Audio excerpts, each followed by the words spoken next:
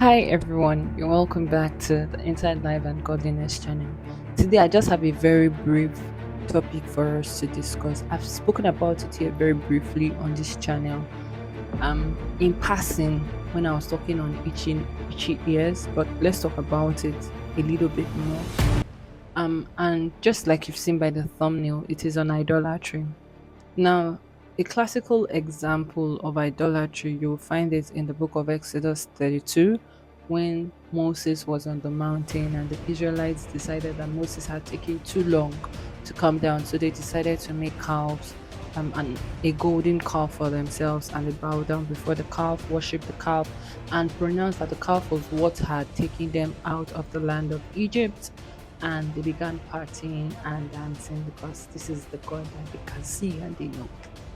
Great. And from that passage, we can see how God reacted in the face of idolatry. Because imagine that God literally carried these people. The Bible says he carried them on eagle's wings and he brought them out because he was taking them to a land of promise.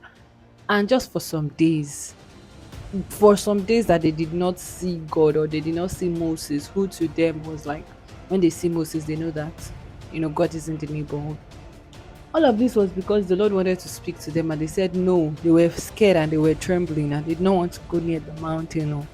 But they knew that something was occurring on the mountain. But because they did not see Moses, they decided that they don't have a God again. So let them build the one that they can see. But that's aside, I don't want to delve into the Israelite talk today, right? So I'm going somewhere. In the book of Matthew 24, the Bible tells us that one of the signs of the end time is that in the last days the love of many shall wax cold.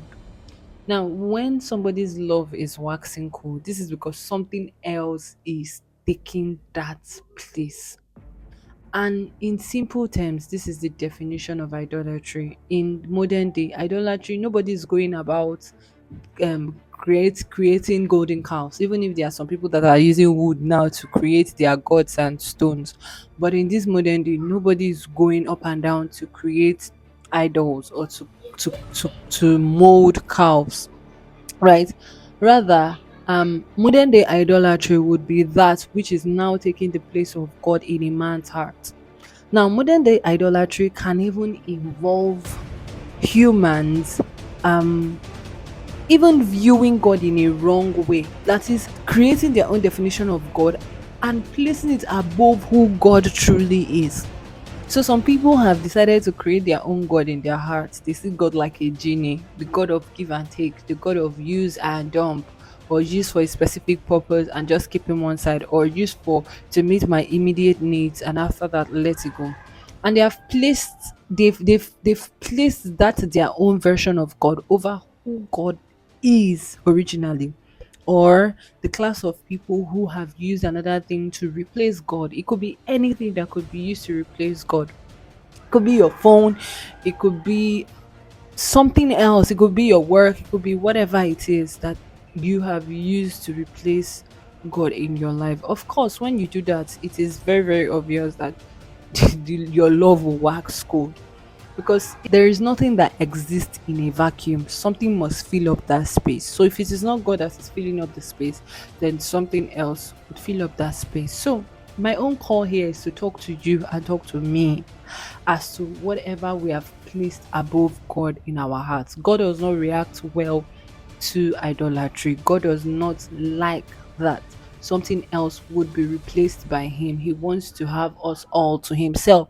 He wants to consume our entire being and he wants to possess our entire being and he wants to be the Lord and God of our hearts. So we must not use anything else to replace him.